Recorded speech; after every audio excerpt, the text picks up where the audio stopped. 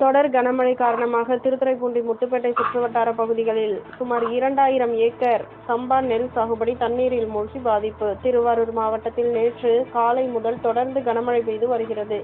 குறிப்பாக திருவாரூர் மாவட்டத்தில் இன்று காலை வரை அதிகபட்சமாக திருவாரூரில் 12 சென்டிமீட்டர் மழையும், திருத்துறைப்பூண்டியில் அதிகபட்சமாக 10 சென்டிமீட்டர் மழையும் பெய்தது.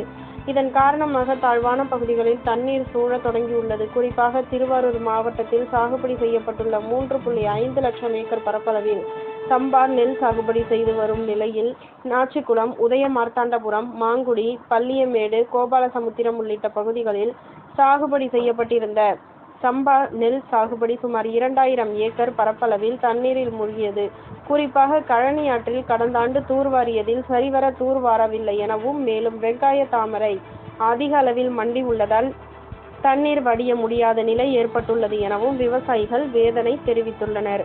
எனவே மாவட்ட நிர்வாகம் தண்ணீரை வடிய வைக்க உரிய நடவடிக்கை மேற்கொள்ள வேண்டும் என விவசாயிகள் கோரிக்கை விடுத்துள்ளனர்.